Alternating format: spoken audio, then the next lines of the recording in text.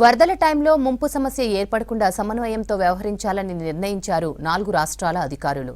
కృష్ణా, గోదావరి బేసిన్లోని ప్రాజెక్టులను కలిసి ఆపరేట్ చేసుకోవాలని డిసైడ్ అయ్యారు.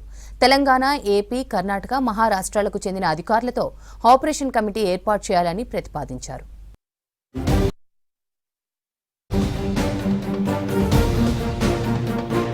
ఏపీ విజయవాడ ముంపు వంటి విపత్తులు భవిష్యత్తులో జరగకుండా కృష్ణా, గోదావరి బేసిన్లోని ప్రాజెక్టులను అన్ని రాష్ట్రాలు సమన్వయంతో ఆపరేట్ చేసుకోవాలని తెలంగాణ, ఏపీ, మహారాష్ట్ర, కర్ణాటక సూత్రప్రాయంగా నిర్ణయించాయి. ఫ్లడ్ డిశ్చార్జిపై రాష్ట్రాల మధ్య సరైన కోఆర్డినేషన్ లేకపోవడం, ఎగువ నుంచి ఒకేసారి తక్కువ టైంలో ఎక్కువ మొత్తంలో వరద వస్తుండటంతో దిగువ ప్రాంతాల్లో ఏం చేయలేని పరిస్థితులు ఏర్పడుతున్నాయన్నారు అధికారులు. దీంతో అంతర్రాష్ట్ర డ్యాంల ఆపరేషన్పై 4 రాష్ట్రాలకు చెందిన సీఈలతో కమిటీ వేయాలని ప్రతిపాదించారు.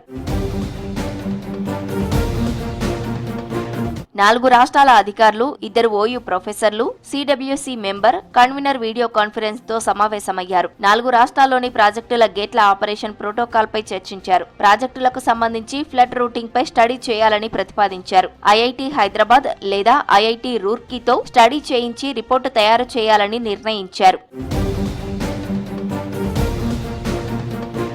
5 అంశాలపై ఐఐటీతో స్టడీ చేయించాలని ప్రతిపాదించారు అధికారులు. Automatic weather stations, radar, satellite data ఆధారంగా రియల్ టైమ్ వర్షపాత వివరాలను వాడుకుని డేటా ఇంటిగ్రేషన్, ఎప్పటికప్పుడు డిజిటల్ ఎలివేషన్ మోడల్ రికార్డులు, డ్యాంల వరద రికార్డులను ఎప్పటికప్పుడు అప్డేట్ చేయడం, నదుల్లో జల ప్రవాహాలకు సంబంధించి అధునాతన మోడల్స్ అధ్యయనం చేయించాలని ప్రతిపాదించారు. రియల్ టైమ్ టెలిమెట్రీ వ్యవస్థల ద్వారా వరదలను అంచనా వేసి నియంత్రించే వ్యవస్థలను ఏర్పాటు చేసుకోవాలని సూచించారు.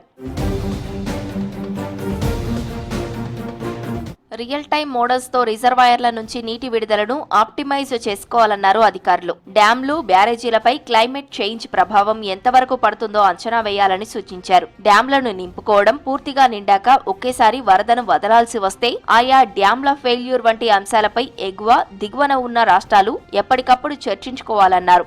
ఏదైనా సమస్య వస్తే ముప్పును తప్పించుకునేందుకు తీసుకోవాల్సిన చర్యలపై మాట్లాడుకోవాలని మీటింగ్లో నిర్ణయించారు.